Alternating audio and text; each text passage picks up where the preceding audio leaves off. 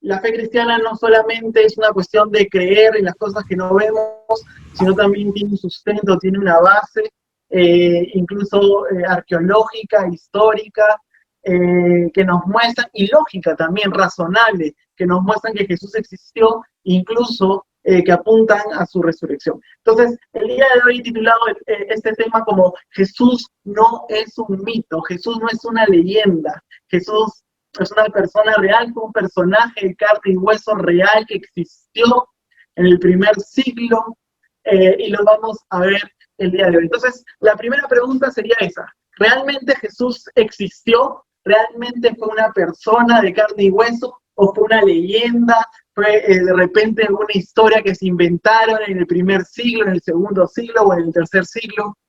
Voy a decir mucho la palabra siglo, y para que lo sepan, es en teoría, o en realidad es la verdad, Jesucristo nació en el siglo cero, y cada que diga primer siglo son los primeros 100 años desde que Jesucristo estuvo en la tierra, ¿no?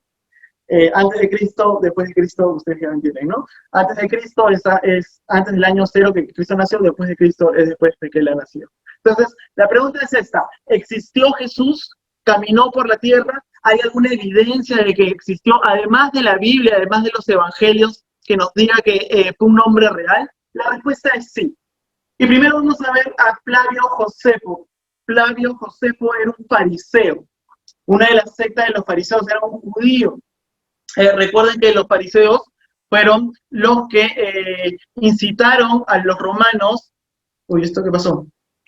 A los romanos a crucificar a Jesús. Entonces, no era un partidario de los cristianos, ni era alguien afín, no era para nada un cristiano. Él escribió las antigüedades judías, lo terminó de escribir en el año 93 después de Cristo, más o menos como 60 años después de que Jesús murió en la cruz, ¿no? Y escribió, Flavio Josefo, que es un historiador, también escribió sobre Santiago, sobre el apóstol Santiago, escribió también sobre Juan el Bautista, y esto es lo que escribió sobre Jesús. Dice: por aquel tiempo existió un hombre sabio, llamado Jesús, porque realizó grandes milagros y fue maestro de aquellos hombres que aceptan con placer la verdad. Atrajo a muchos judíos y a muchos gentiles. Delatado por los principales de los judíos, Pilato lo condenó a la crucifixión. Aquellos que antes lo habían amado no dejaron de hacerlo. Desde entonces hasta la actualidad existe la agrupación de los cristianos. Esto es lo que escribió el judío, el fariseo, Josefo, Flavio Josefo, acerca de Jesucristo. Entonces, desde allá podemos ver una evidencia de que Jesús fue un personaje real, de una persona que vivió en años muy cercanos a Jesucristo, ¿no? Al tiempo de Jesucristo. Entonces, esta es una gran evidencia de su existencia. Y podemos sacar muchas cosas de las que dice Flavio Josefo. Podemos decir, por ejemplo, que Jesús fue judío, que no, los líderes judíos no lo querían, que atrajo a muchos gentiles, que fue crucificado por Poncio Pilato. Entonces, podemos extraer muchas cosas de la historia de Jesús. Otro historiador es romano, es Tácito, que también escribió acerca de los cristianos y de Jesucristo.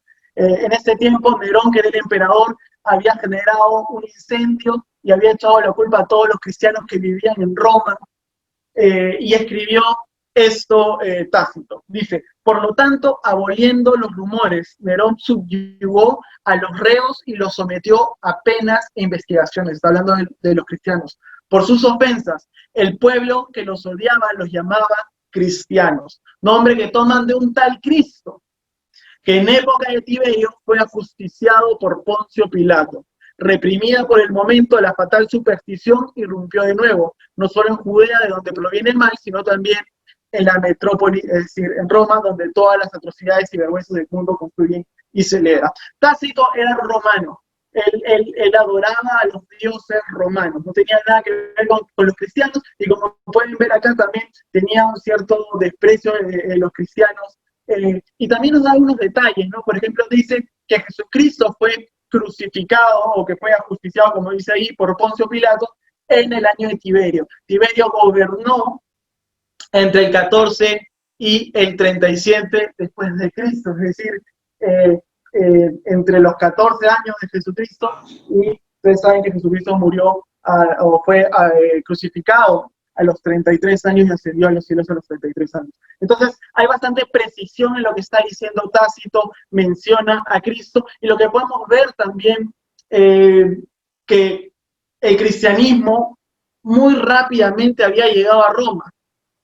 De Palestina a Roma, créeme que hay una gran distancia. Entonces, ya habían cristianos, un gran grupo de cristianos que ya eran reconocidos en la metrópoli, en la ciudad más grande de todo el mundo, que era Roma.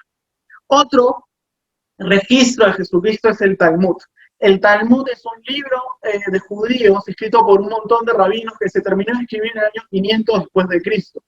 Se escribió durante muchos años y son comentarios de muchos rabinos judíos.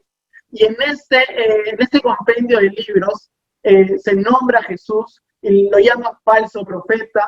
Dice que también practicaba la magia y la hechicería, y también que fue condenado justamente. ¿Qué nos está diciendo el Talmud? Nos está confirmando que verdaderamente Jesús hacía milagros. Obviamente lo dice porque eran los detractores del cristianismo, los judíos. Nos dice que utilizaba la magia y la hechicería, pero no niega de que hacía milagros. Entonces, con estos tres documentos podemos hacer un resumen de los hitos más importantes de la vida de Jesús, y no hemos utilizado la Biblia. Podemos detallar o hacer un resumen de los momentos más importantes de Jesús o que lo caracteriza. Una de las cosas que podemos decir es que era un maestro judío. Muchos creían que realizaba milagros, incluso lo registraron en el Talmud. Algunos creían que era el Mesías. Fue rechazado por los líderes judíos. Fue crucificado bajo las órdenes de Poncio Pilatos en el reinado de Tiberio. A pesar de su muerte vergonzosa,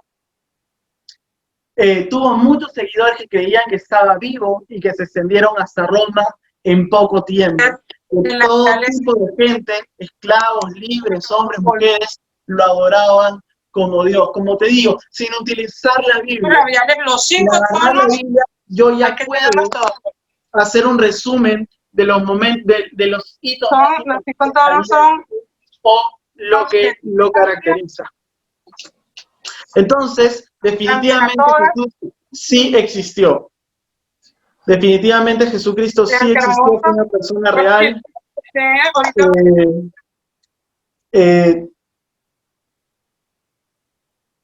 Y aquel que te diga que no, verdaderamente es una persona que ignora la realidad histórica. Hoy en día ya no hay ni siquiera ateos que puedan, que nieguen que Jesucristo existió. Jesucristo verdaderamente existió, fue una persona de carne y hueso, sudó, lloró, se enfadó también, como dice la Biblia. Es una persona que es real, fue un ser humano real, existió. Sí, Jesucristo existió y fue muy, muy real. Y no solo lo dicen los evangelios y la Biblia, sino también la historia lo confirma. Muy bien, el punto número 2 que quería hablar con ustedes era este. ¿Realmente Jesucristo resucitó? ¿Hay algún indicio de que nos pueda decir de manera lógica y razonable o histórica de que verdaderamente Jesucristo resucitó? Y la verdad es que sí. Sí hay evidencias lógicas, razonables, que nos dicen que Jesucristo resucitó. Y el día de hoy es una de las partes más importantes del centro de lo que te voy a explicar el día de hoy. Te las voy a contar. Y te sugiero que en ese momento empieces a escribir, porque son varias razones que nos dicen o que nos muestran de manera lógica de que Jesucristo verdaderamente resucitó.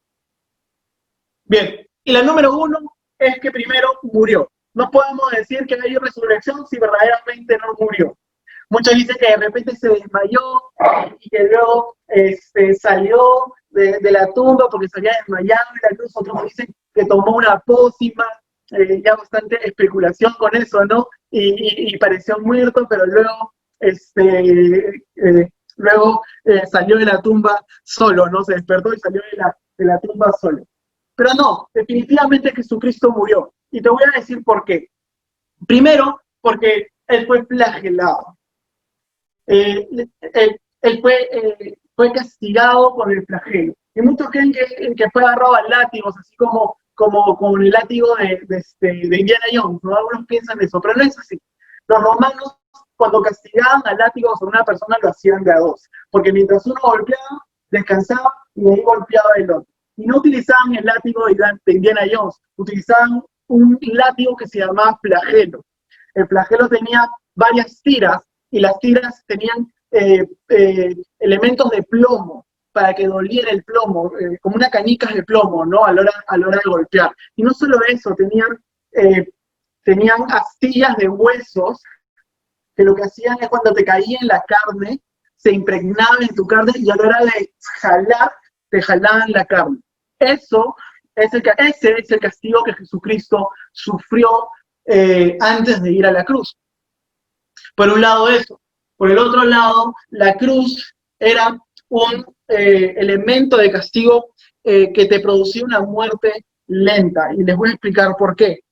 Cuando uno estaba crucificado en la cruz, lo que hacía la cruz es que la persona tenga problemas para respirar. Como está contraído hacia abajo, lo que sucede es que el diafragma se presiona, el diafragma se bloquea, y lo que tiene que hacer la persona para poder respirar es levantarse. Abajo inhala. Y para poder exhalar, porque el diafragma está, mira, ahorita lo estoy haciendo y no puedo hacerlo, porque el diafragma está presionado, tiene que levantarse y poder exhalar, botar el aire que ha inhalado. Entonces, de esta manera, la persona lo que hacía era sujetar sus pies sobre el clavo que estaba abajo, y la sangre se chorreaba, y tenía que hacer todo esto para poder respirar. Imagínate a Jesús que te había tenido la espalda lacerada. Cada vez que la persona se levantaba, tenía que rozar su espalda con el madero que estaba atrás, que seguramente también estaba astillado. Entonces lo que sucedía con la persona es que se cansaba físicamente de estar haciendo esto para poder respirar. Su cuerpo ya no le daba más y finalmente se rendía cansado. Las palpitaciones empezaban a bajar, el dióxido de carbono en la sangre se convertía en ácido, hasta que finalmente la persona le daba un paro cardíaco y de esa manera moría. Entonces, no hay forma, la ciencia lo demuestra, de que una persona en la cruz y con el castigo que recibió Jesús haya podido sobrevivir. Además de eso, Jesucristo no solo estuvo en la cruz, sino también recuerdan que le clavaron una lanza en el lado izquierdo, o en el lado derecho, no me acuerdo bien. Pero bueno, le clavaron una lanza al costado, y la Biblia nos cuenta que cuando quitaron la lanza cayó sangre y agua, recuerden eso. Ahora, los médicos dicen que cuando una persona estaba en la cruz, producía fluidos en la membrana alrededor del corazón y fluidos en la membrana alrededor del pulmón. Y se llama así. En el caso del corazón se llama efusión pericárdica, y en el caso del pulmón se llama efusión pleural. Entonces, estos fluidos tenían la apariencia de agua con sangre. Y lo más probable es que cuando le clavaron al costado y sacaron la lanza, hayan salido estos fluidos del pulmón y del corazón. Entonces, Jesús definitivamente sí murió. Y como le dije, eso es importante porque sin muerte no hay resurrección. Y lo segundo que nos dice que verdaderamente Jesús resucitó es que la tumba está vacía. La tumba está vacía. Nadie ha podido demostrar el cuerpo de Jesús ni encontrar el cuerpo de Jesús. Lo que decían los judíos, según la historia, es que su cuerpo fue robado. Para cuando decían que su cuerpo fue robado, lo que estaban diciendo implícitamente que la tumba estaba vacía, porque fácilmente para ellos era decir, refutar a los cristianos y decir, no, la tumba está acá y tiene todavía el cuerpo, y el cuerpo es este. Como no había cuerpo, los judíos tuvieron que decir que fue robado, pero era casi imposible que el cuerpo sea robado. ¿Por qué? Porque había guardias romanos. Decir que el cuerpo fue robado por guardias romanos es como decir que tú y yo vayamos al Pentagonito y vayamos a robarle algo y regresemos y que no pase nada. Los romanos habían sido entrenados militarmente para que cosas como esas nunca sucedan, ¿no? Entonces, los fariseos, los judíos, dijeron que los guardias habían dormido. Y es un poco improbable. Pero lo que sí se señala es que al decir todo eso es que están confirmando de que la tumba está vacía. Otros dicen que se desmayó o que tomó un líquido y que luego abrió la tumba, pero eso no es posible porque en ese tiempo las tumbas eran selladas con piedras gigantescas que no se podían abrir desde adentro, solo se abrían desde afuera y tenían que ser 2 o 3 personas para poder mover la piedra. Entonces, no es posible. Otro dice que Pilato fue sobornado para que el cuerpo de Jesús, saquen el cuerpo de Jesús, pero no hay ninguna evidencia, ningún registro acerca de eso. Y como digo, es que la acusación más fuerte de manera histórica era que el cuerpo había sido robado, pero eso solo dice que la tumba estaba vacía y no confirma, y es poco probable de que realmente lo hayan robado. Entonces, otra de las razones lógicas que nos dicen que Jesucristo realmente ha resucitado es que la tumba hasta el día de hoy está vacía y nunca se ha encontrado el cuerpo de Jesucristo.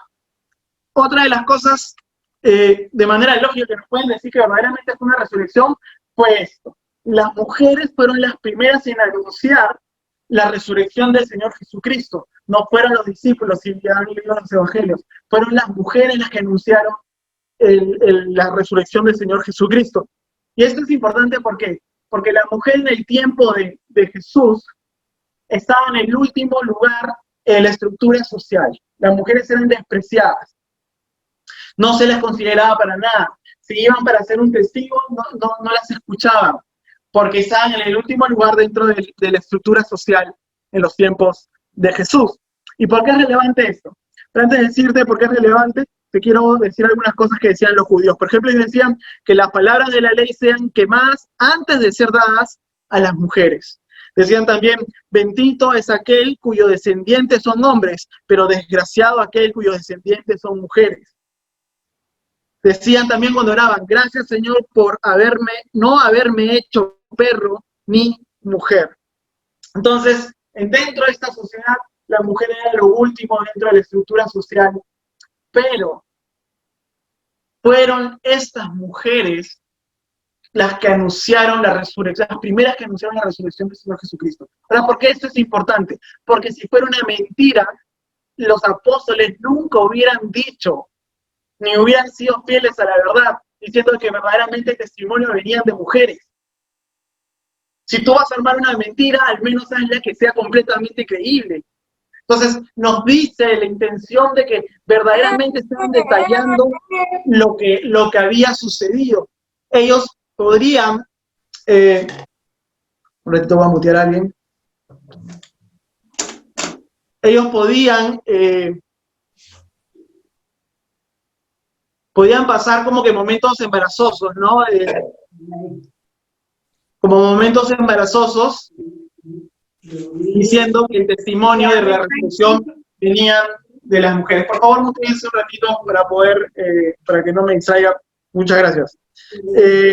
Entonces, esta es otra razón y otro argumento que me parece potentísimo, que dice que realmente que los registros que se hicieron en la Biblia acerca de que las mujeres fueron las primeras que anunciaron la resurrección de Jesucristo, demuestran que verdaderamente Él ha resucitado. Y otra de las razones que para mí es la número uno, de manera lógica, es la vida de los discípulos. La vida de los discípulos. Esto, para mí, de verdad, es fulminante. ¿Ya? O es una de las cosas fulminantes que a mí me da la certeza en mi corazón, y espero que a ti también, de que verdaderamente Jesús se resucitó. Ahí nomás se va a mojar. Así nomás, ya se, no sube más porque es muy grueso. Un ratito, ¿ya?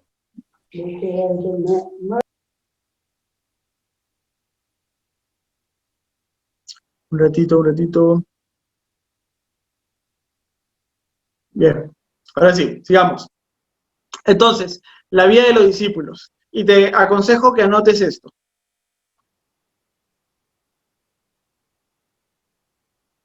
¿Qué es lo que sucedió? ¿Qué cosa hace que una persona en pocos días de estar sumergida en una depresión, de estar sumergida en un momento de oscuridad, de tristeza, de llanto, que en pocos días cambie su actitud completamente y se vuelve una persona completamente segura de sí, valiente, dispuesta incluso a entregar su vida por algo? ¿Qué en medio puede hacer esa transformación? ¿Qué cosa pudo haber sucedido con los discípulos? Los discípulos estaban escondidos, tenían miedo de que los agarren a ellos, los judíos. Estaban en depresión porque sus ilusiones, sus sueños, su maestro acababa de morir y todo su futuro pensaban que había muerto con su maestro. Pero en poco tiempo, en día, lo vemos con una actitud completamente diferente. Ellos estaban dispuestos incluso a morir, con mucha valentía se paraban y anunciaban que Jesús había resucitado, e incluso estaban dispuestos a que los apedreen, y después de apedrearlos continuaban, o los metían a la cárcel y después continuaban anunciando que Jesús había resucitado. Ellos no tenían absolutamente nada que ganar diciendo eso, no tenían absolutamente nada que ganar, tenían todo que perder. Iban a perder amigos, iban a perder familiares, iban a perder su religión, iban a perder a sus líderes, iban a ser encarcelados. Es más, muchos de ellos vivieron cárcel, vivieron persecución, vivieron naufragios, todo por anunciar que Jesucristo había resucitado. Y lo más impactante para mí, o lo más remarcable, es que 10 de ellos dieron la vida, su vida, por anunciar que Jesucristo había resucitado. Ahora, yo sé que hay religiones y personas de religiones que dan su vida por su religión, pero ellos están seguros, o creen al menos, de que su religión es verdadera, es correcta, ¿no? Pero es muy difícil que una persona muriera, sobre todo si no tiene nada que ganar, por una mentira. Entonces, ellos, como eran los primeros anunciantes de la muerte y la resurrección de Jesucristo, ellos, como los testigos oculares, estaban dispuestos a morir. Ahora, ¿sabes qué? Te puedo creer que una persona, 2 personas estén dispuestas a morir por una mentira. No sé, completamente locas, se creyeron su mentira. Eso sí lo puedo creer. Hasta eso puedo creer. Pero no puedo creer que 10 personas mueran por una mentira. Para ellos esto era verdad. Y no tenían absolutamente nada que ganar. Ellos estaban obedeciendo a su maestro y estaban anunciando para ellos lo que es el evento más importante del mundo, o lo que es el evento más importante para ellos. Por eso están totalmente dispuestos a entregar su vida por la verdad. Entonces, para mí, esto es uno de los argumentos más importantes de que la resurrección de Jesucristo, la misma vida de los apóstoles, que tenían todo por perder, pero aún así dieron su vida en honor a la verdad. Pero hay más, hay un par más.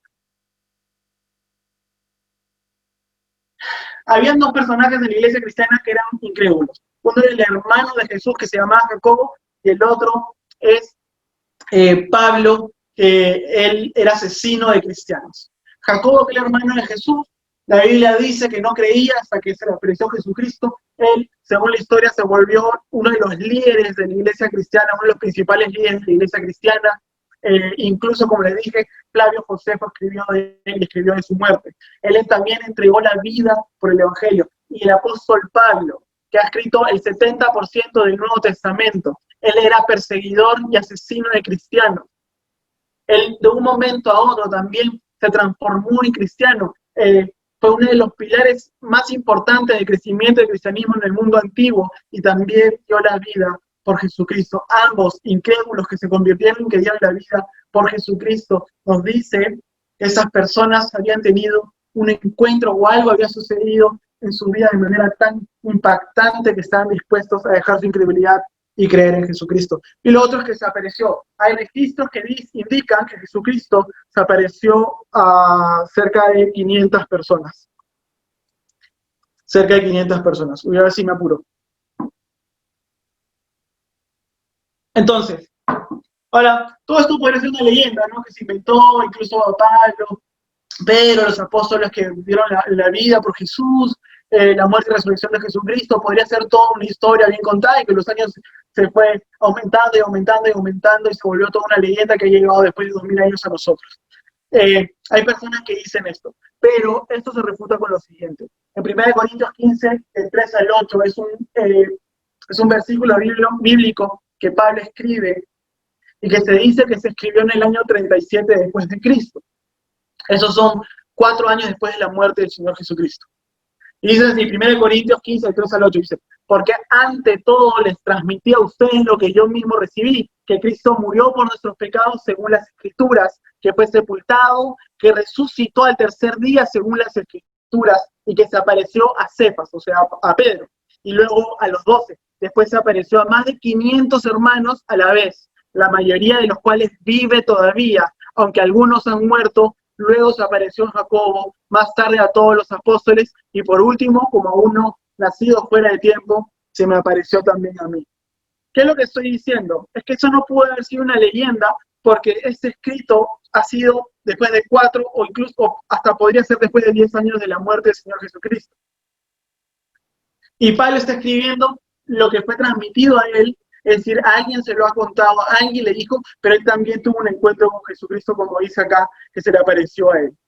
Entonces, el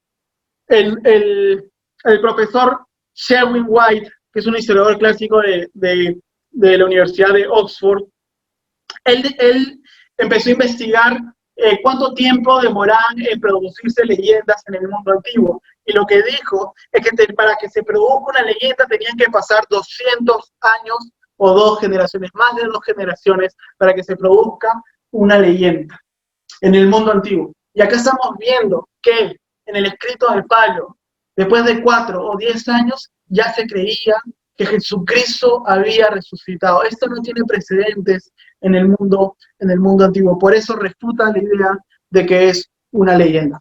Ahora sí, rápidamente te quiero contar si se puede confiar en los evangelios o no.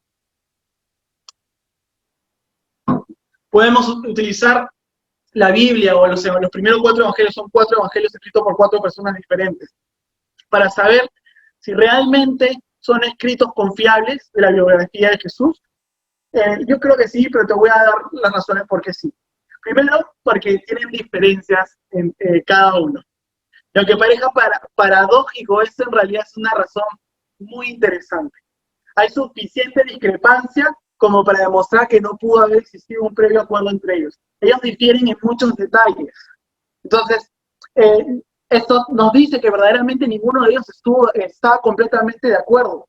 Lo que sucede es que tenían perspectivas diferentes de las cosas que sucedían. Es como si tú vieras un evento y otra persona fuera testigo de otro evento desde otro ángulo y vieran lo mismo, pero ven cosas diferentes. Es algo parecido. Entonces, aunque parezca paradójico, esas diferencias, que son detalles en realidad, hacen que nos demuestran que ninguno de ellos se puso de acuerdo para escribir su propio evangelio. Ellos escribieron lo que ellos veían. Y también hay tanta concordancia entre ellos como para demostrar que todos eran narradores independientes de la misma situación, la misma transacción, como dice acá. Hay tanta concordancia, tanta relación de los eventos que nos dicen que verdaderamente fueron testigos cada uno por su cuenta. Lo otro es que tenemos archivos que son mucho más originales, mucho más cerca de los originales. ¿Qué significa esto? Que no existen los originales, okay, no se tienen los originales, pero se tienen archivos que difieren de 200 años o de 2 generaciones o un poquito menos. Entonces, en otros archivos, en otros documentos antiguos, esto no sucede. Por ejemplo, la Ilíada se escribió en el año 800 antes de Cristo, y en el siglo I, y hay solo archivos del siglo I y del siglo III. Esto quiere decir que han pasado como 1000 años desde el original desde que se escribió el original hasta tener, o sea, desde que se tienen los archivos hasta que se escribió el original. En el cambio de los evangelios, se tienen cerca de 200 años, 250 años de diferencia. No es mucho. Y están muy cercas a los originales. ¿Qué quiere decir eso? Que no ha podido haber alteración en el tiempo. Hay una exactitud geográfica hasta el día de hoy. Lo descrito por los evangelistas con respecto a la geografía, los lugares, incluso a las personas, se ha demostrado de manera arqueológica que existen todos los lugares o la mayoría de lugares que han escrito en los evangelios, y también que han existido las personas que ellos han escrito. ¿Por qué esto es importante? Porque si han sido tan detallistas y han sido precisos con los lugares y con las personas, imagínate con los eventos, ¿no? Con detalles tan mínimos, imagínate con los eventos. Lo otro es que hay miles de copias alrededor del mundo de los evangelios de los primeros siglos, y también miles en el idioma original, que es el idioma griego. ¿Qué significa esto y por qué es tan relevante? Es tan relevante porque se puede comparar entre ellos para ver si se ha mantenido el texto original, se puede comparar. Eso no sucede con otro libro antiguo, no hay tantas copias. Solo con la Ilíada, que después viene de la Biblia, hay 650 archivos, y con el Nuevo Testamento hay miles. Y finalmente esto escribió el apóstol Pablo. Ya he terminado, solo quiero decir esto último. Nosotros somos cristianos y creemos en Jesús. Y debemos creer que Él ha resucitado. 1 Corintios 15:14 dice el apóstol Pablo: y si Cristo no ha resucitado, nuestra predicación no sirve para nada, como tampoco la fe de ustedes. Jesús, yo creo que sí ha resucitado. Hay no solo hay argumentos de fe y de creencia, sino también hay argumentos racionales para mí de que verdaderamente Jesús ha resucitado. Primero, que Él existió. Y si Él existió, esa es que dijo varias palabras muy interesantes. Él dijo que era el camino, la verdad y la vida. También dijo que era hijo de Dios y también dijo que era Dios. Entonces solo hay dos caminos ahorita, porque ya definimos que Él existió. O Jesús era lo que decía, o verdaderamente era un lunático. No hay este camino de que verdaderamente ha sido un sabio o un profeta o alguien muy inteligente que veía las cosas diferentes, un visionario. No, porque Él dijo: yo soy el camino, yo soy la verdad y soy la vida. Y Él existió y dijo esas palabras. O verdaderamente es lo que dijo, o es un lunático completamente. Jesús es el camino, la verdad y la vida. Esa es una declaración muy fuerte, ¿no? Porque lo que está diciendo es que la única manera de salvación, de llegar a la salvación, es Él. Y si la resurrección es real, demuestra que verdaderamente Él es el camino, la verdad y la vida, y todo lo que dijo. Y si la resurrección es verdadera, es el evento más importante de la humanidad. No existe evento más importante que la resurrección. Por eso no debemos tomar esto, la resurrección como algo liviano, ¿no? Como algo, bueno, pues ya sucedió. No, es el evento más importante, es el milagro por encima de todos los milagros, que confirman que verdaderamente Jesús es lo que dijo. Si Él es la verdad y Él resucitó, Él confirma completamente que Él es Dios. Que Jesús es el camino, el único camino para llegar a Dios, y no hay otro camino para llegar al Padre. Por eso yo quiero, en este momento, si tú has entendido y has reafirmado tu fe conmigo, por repente no creías en la resurrección de Jesucristo y ahora te has puesto a dudar y dices: sí, verdaderamente esto es así. Recuerda que Él dijo que es el camino, la verdad y la vida. Y la Biblia dice que Él quiere dar vida a todos aquellos que se acerquen a Él, que entreguen su corazón a Él. Y la Biblia también dice que Él toca la puerta de nuestros corazones para ser parte de nuestra vida. Yo te quiero invitar en este momento a que tú le abres la puerta de tu corazón a Jesucristo. Él está vivo y Él ha resucitado. Ábrele la puerta de tu corazón y créeme que Él va a resucitar tu vida y va a derramar su presencia en tu vida. Va a resucitar tu vida y va a ser el milagro que estás esperando. Entonces, quiero que me acompañes en una oración en este momento y le vamos a decir: Jesús, te entrego mi vida. Señor Jesús, en este momento te abro la puerta de mi corazón, te entrego mi vida para que tú puedas tomarlas, Señor. Hoy yo me someto a ti.